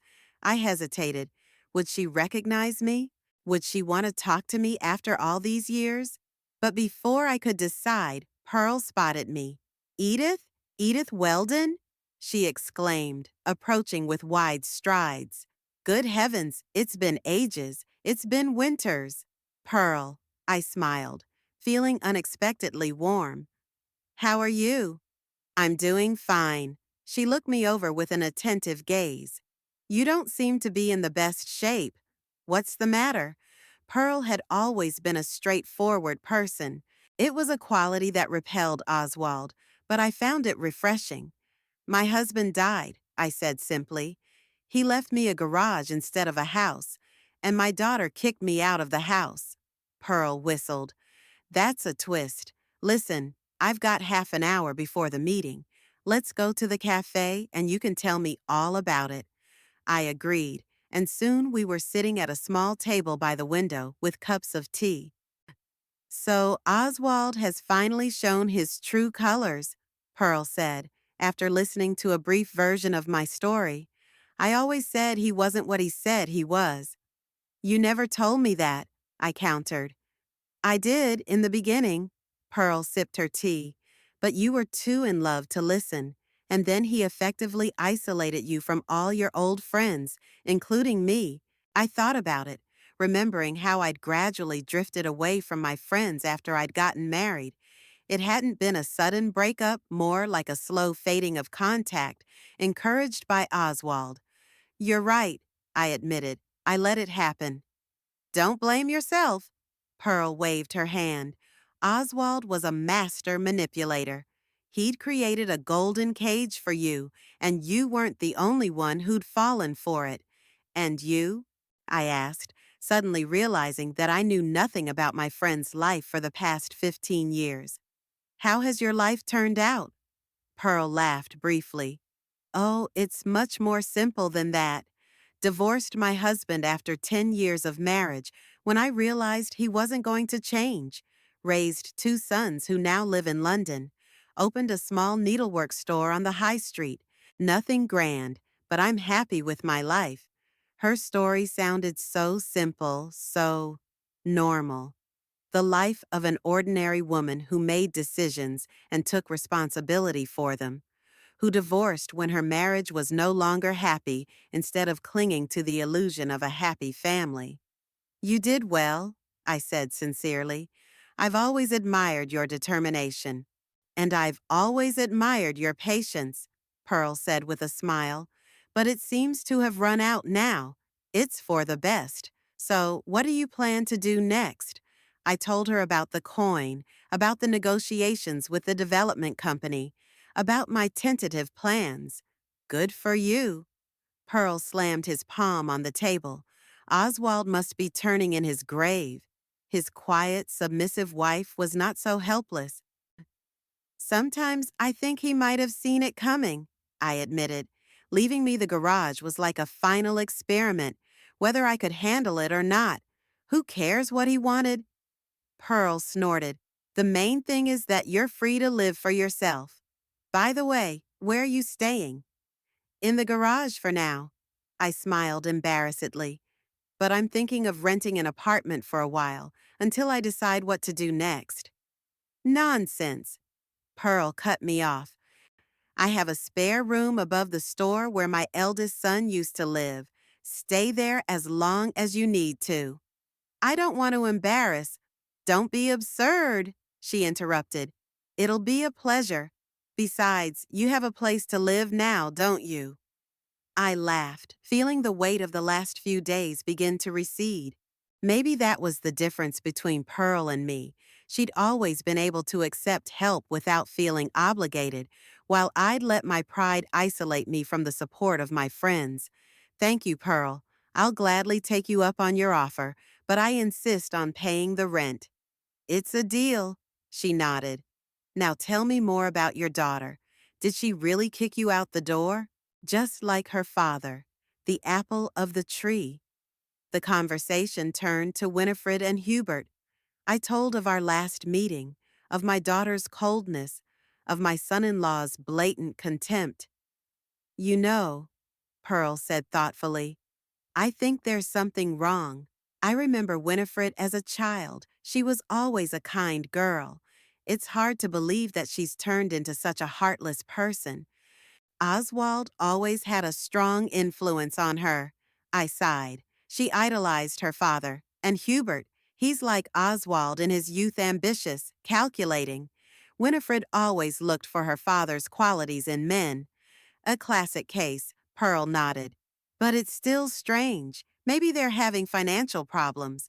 People often get violent when money is involved. The thought hadn't occurred to me. Winifred and Hubert always seemed like a well-to-do couple. But what if it was just an appearance? Perhaps you are right, I said slowly.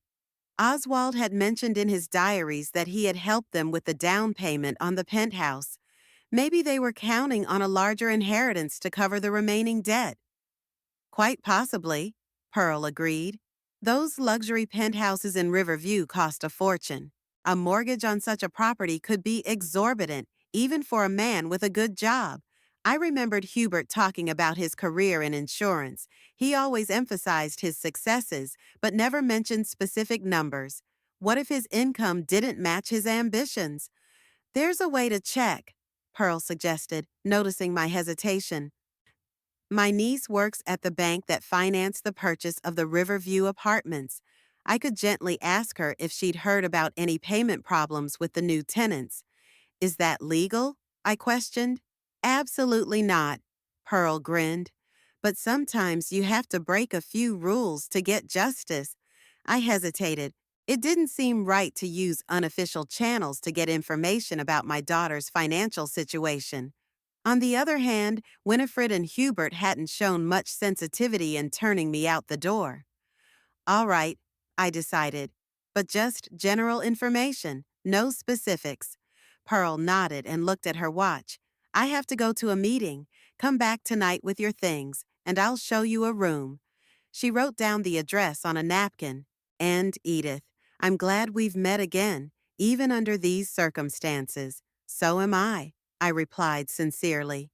After Pearl left, I sat in the cafe for a while, thinking about our conversation. The possibility that Winifred and Hubert were in financial trouble made me look at the situation from a new angle. What if their rudeness was motivated not only by contempt, but also by fear? Fear of losing their penthouse, their status, their semblance of prosperity? Oswald had always taught Winifred that external success was more important than inner happiness. What would people say if she couldn't hold her own in a luxury apartment complex? If she was forced to move into a simpler apartment? The fear of social downfall might have been strong enough to make her turn her back on her own mother. It didn't excuse her behavior, but it made it more understandable. That evening, I moved my few belongings from the garage to Pearl's apartment. The room was bright and cozy, overlooking a quiet street in the old town. Simple furniture, clean linens, shelves of books. It was relaxing and thoughtful. "Make yourself comfortable," Pearl said as she helped me unpack. "The bathroom's down the hall and you can use the kitchen anytime you want. I usually have breakfast at 7 before the store opens, but you don't have to accommodate my schedule." "Thank you." I was touched by her concern. "I don't plan on overstaying my welcome.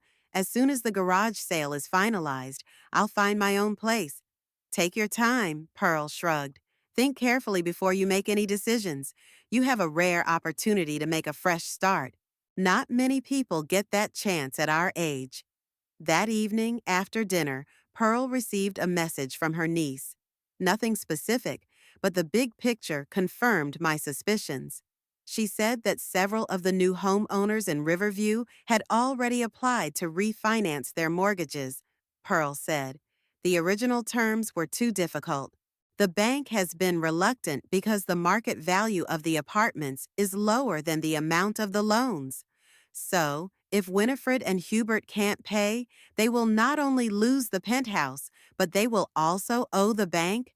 I clarified. Exactly. And my niece had mentioned that the bank's loan officers were expecting trouble in the coming months, when the grace period on several large loans ran out. I wondered, if Winifred and Hubert were really facing financial difficulties, perhaps their attitude toward me was motivated as much by greed as by desperation. They were hoping that Oswald would leave them more money that would help with the mortgage payments. "Do you know what the most interesting thing is?" Pearl continued. According to her niece, the bank was already considering a loan secured by another property for the same family. And that property is a garage on Black Mill Road. I froze. My garage? Obviously, someone was planning to use it as collateral for the loan. But since the garage went to you and not your daughter, that plan failed. Now everything was falling into place. Winifred and Hubert knew the potential value of the garage. They may even have known about the neighborhood's redevelopment plans, and they were counting on Oswald leaving the property to them, not me. That would explain their reaction, I murmured. They didn't just lose an additional inheritance, they lost a lifeline to their finances. And they blame you, not Oswald, Pearl added. Typical.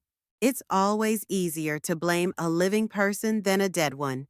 I spent a sleepless night pondering these discoveries. Part of me felt a gloating satisfaction at the thought that Winifred and Hubert were in a difficult position. They had put me out the door when I needed a roof over my head, and now they themselves might be homeless. But another part of me, the mother who raised Winifred, who loved her despite all the disappointments, was worried. What if they really do lose the penthouse? What if the bank sued them for non-payment of the debt? How would that affect their career, their future?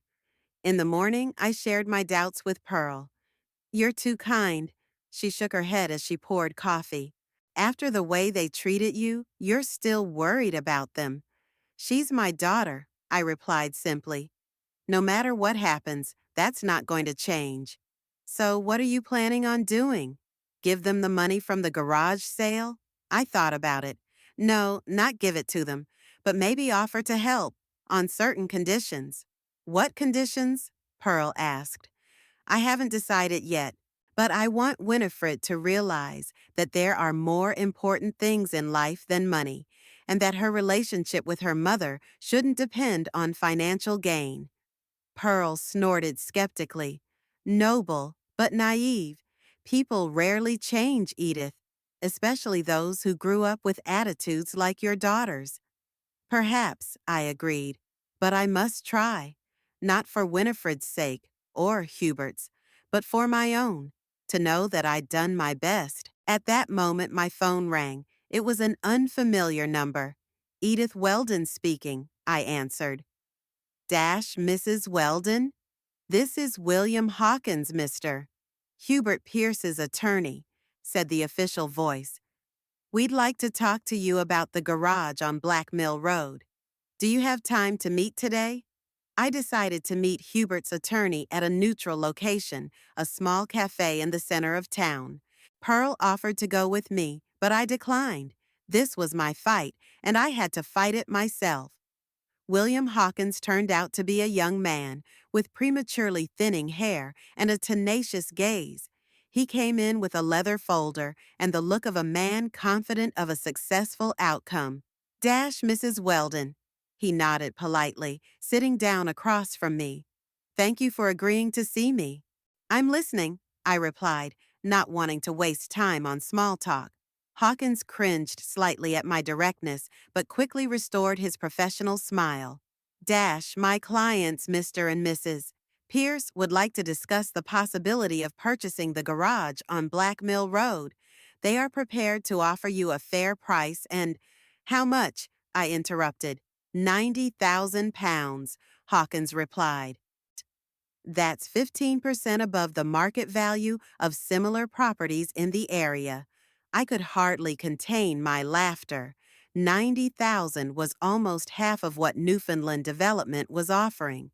Apparently, Hubert and Winifred didn't know about my negotiations with the development company. I'm afraid I'm not satisfied with that offer, I said calmly. We can raise the amount a little, Hawkins responded quickly. Let's say up to 100,000, but that's the maximum my clients are willing to accept. Dash Mr. Hawkins. I looked him straight in the eye. I'm already negotiating with Newfoundland Development. Their offer is considerably higher than yours. The lawyer's face changed. He had clearly not expected such a turn. May I ask how much they've offered? I'm afraid not. Confidential information. Hawkins pulled out his cell phone. Let me contact the clients. Maybe we can revise our offer. He retreated to the window to talk, and I sipped my tea quietly, watching his nervous gestures. A few minutes later, he returned, noticeably paler. Dash Mrs. Weldon, my clients would like to meet you in person. Is that possible? Why? I asked directly. They believe there's been a misunderstanding. They'd like to clear it up. I hesitated. Part of me wanted to say no, but another part of me longed to see Winifred and Hubert's faces when they found out they'd missed a chance at a good deal. All right, I agreed. Have them here in an hour. I'll wait.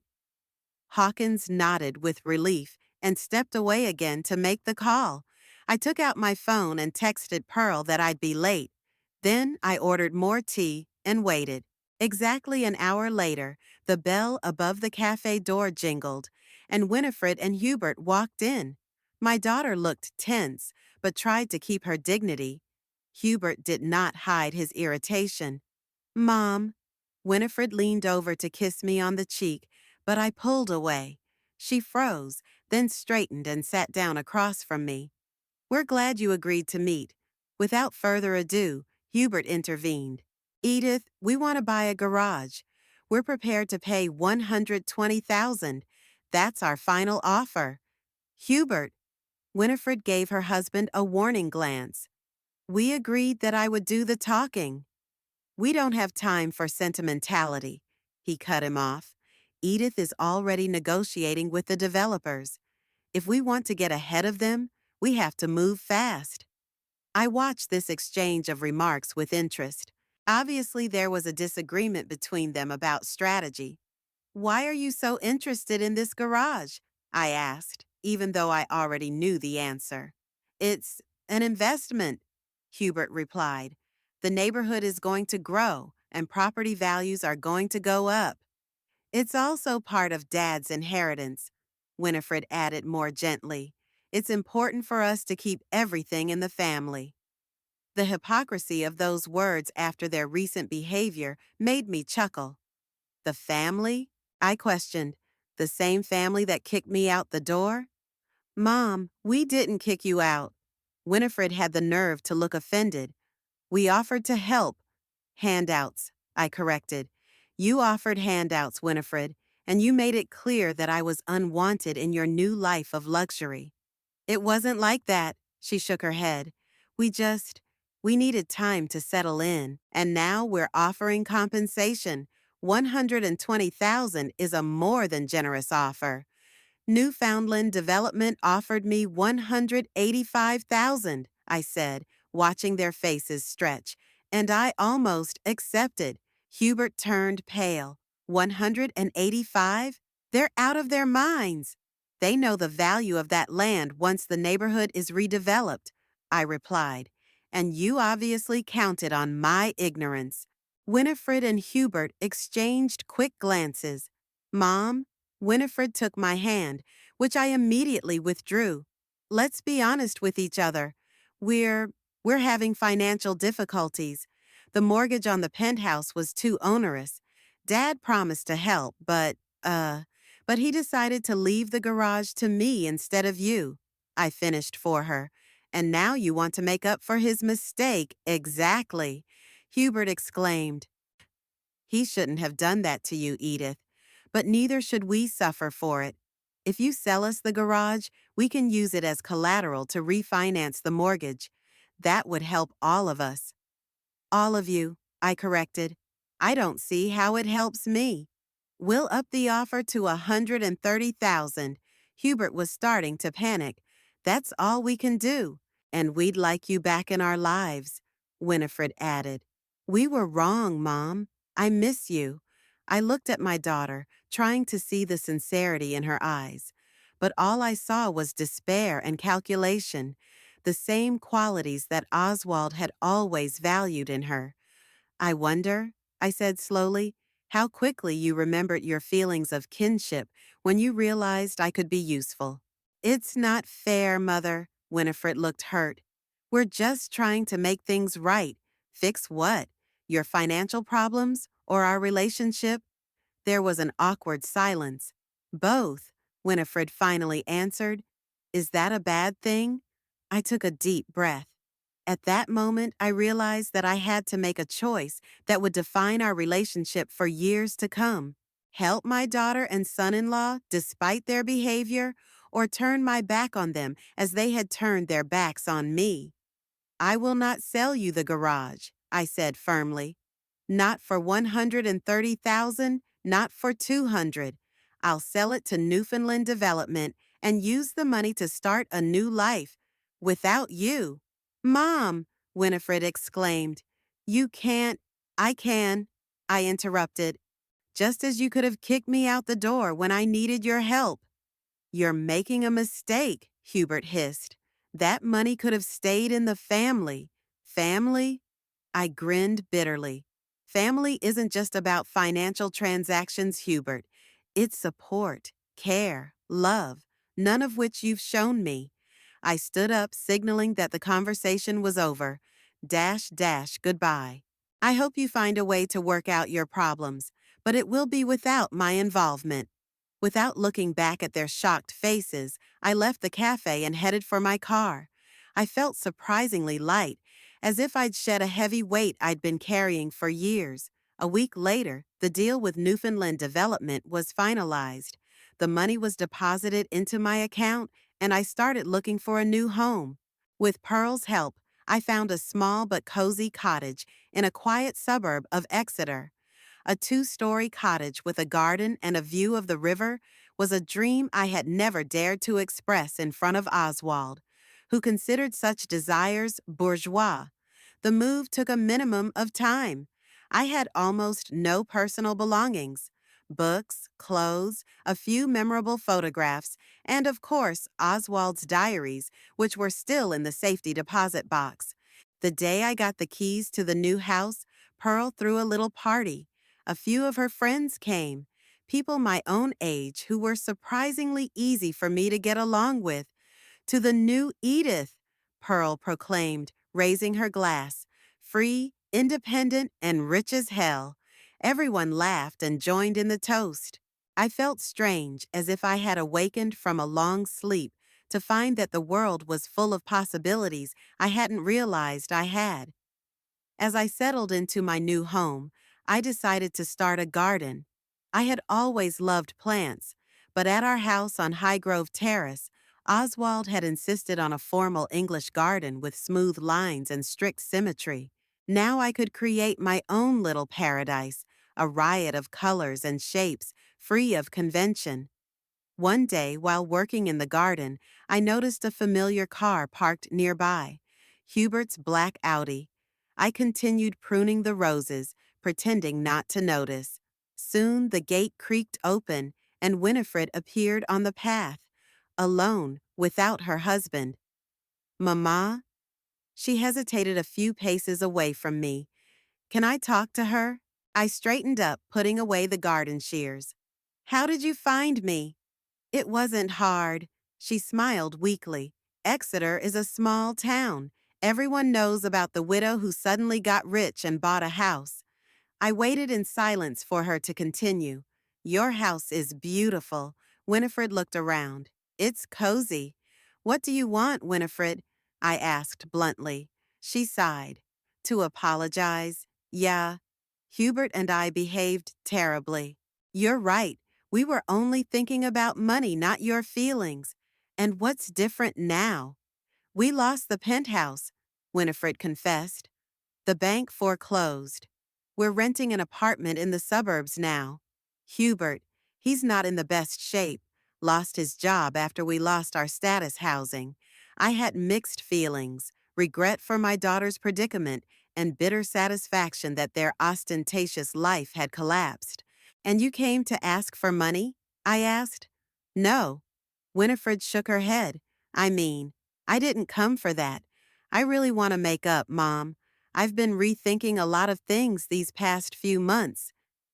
Dad, he wasn't always right, and I followed him blindly for too long." I scrutinized my daughter's face, trying to determine if she was sincere. Her eyes were tired and something else, perhaps real remorse. "Come in," I said at last. "Let's have tea." Winifred breathed a sigh of relief and followed me into the house. In the kitchen, she looked around with interest, noting the cozy interior, designed with love rather than prestige. "It's nice here," she said. "It feels like you." "Unlike our old house, where Oswald chose everything." I nodded, putting the kettle on. "You've never called him by his first name before," Winifred observed. "It was always your father or your father." "A lot of things have changed," I shrugged. "I learned a lot about Oswald after he died, things he kept from both of us." "What do you mean?" I hesitated. Should I tell my daughter about her father's double life, about his mistresses, about his true attitude towards us? "Oswald kept diaries," I finally said. "I found them in the garage, along with a collection of rare coins that he collected in secret from us." Winifred looked stunned. "The diaries? Coins? What? What was written there?" "A lot of things," I answered evasively. "Perhaps someday I'll let you read them. But not today. You're not ready yet." My daughter looked disappointed, but didn't insist. We drank tea in a relatively comfortable silence, occasionally exchanging minor news. I talked about my plans for the garden, she about the accounting course she'd enrolled in after losing the penthouse. "Hubert is against it," Winifred admitted. He says that being an accountant is not for the wife of a successful manager. What do you think? I asked. I think his idea of success needs revision. She smiled faintly. So do I. When Winifred was about to leave, she was awkwardly shuffling from foot to foot at the door. Mother, could you, this is really hard for us right now. This is it. I knew sooner or later the conversation would turn to money. I'm not giving you and Hubert money, Winifred, I said firmly. It won't help. But I can pay for your accounting classes and help you find a job when you finish. Through Pearl, she's got a lot of connections in town. Winifred looked surprised but grateful. Thank you, Mother. Yeah, that would really help. And also, I added, you could always come here for lunch or just to talk. Without Hubert, I need time to forgive you both, but I'm willing to work on our relationship. She nodded, holding back tears, and hugged me before leaving. I stood at the window, watching her get into the car where Hubert was waiting. Even from a distance, it was obvious that their conversation was tense. He was gesturing vigorously. She was shaking her head. Finally, the car started and drove away. I returned to my roses, pondering the future. Perhaps, in time, Winifred and I would rebuild our relationship.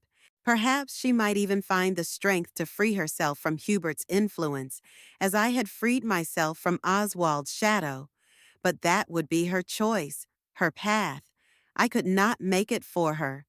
That evening, I took Oswald's diaries out of the safe. 5 leather-bound volumes, preserving a history of lies and betrayal. I reread passages, noting how my perception had changed. What had once caused me acute pain now evoked only a slight sadness and wonder. How could I live with this man for 42 years and not see his true face?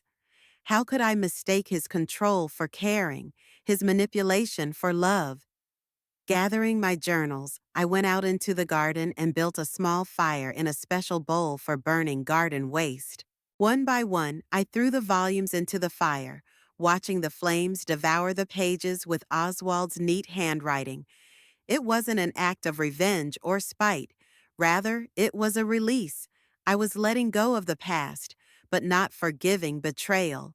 I let go of the pain, but I kept the lessons I learned from it. As the last journal turned to ashes, I felt a strange lightness. It was as if the heavy chains I'd been carrying all my life had finally fallen. The phone rang in the house. It was Pearl inviting me to dinner to celebrate the opening of her store's new department. Come, it'll be fun, she urged. I'll introduce you to some interesting people. And not just women, I promise. I laughed.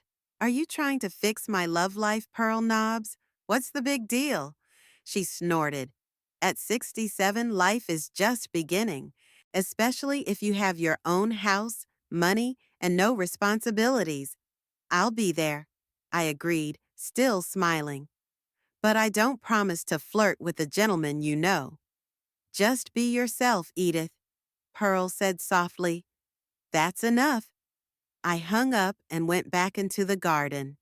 Dusk was descending on Exeter, painting the sky in soft pinks and purples. From the neighboring houses came voices, laughter, the sounds of everyday life. The life I was becoming a part of again, after years of being in Oswald's shadow. I breathed in the full scent of my garden, a mixture of roses, jasmine, and freshly cut grass. My garden, my home, my life. Perhaps Pearl was right, and at 67, everything was just beginning. Oswald thought he was condemning me to poverty and loneliness by leaving me nothing but an old garage. But he inadvertently gave me a chance at freedom and a new life. I wonder if he knew that in his final act of cruelty, he had unwittingly set me free, that his attempt at humiliation would turn out to be my triumph? I smiled at the thought and headed for the house. Tomorrow would be a new day, the first of many days of my real own life, a life in which I was finally the protagonist, not a minor character in someone else's story. Oswald, Hubert, Even Winifred, they were all part of my past. Important, but not a defining part. The future belonged to me, and it was up to me to decide what it would be. The last glow of the sunset painted the walls of my new home a warm golden color. I closed the door, leaving the past outside, and stepped into my new life,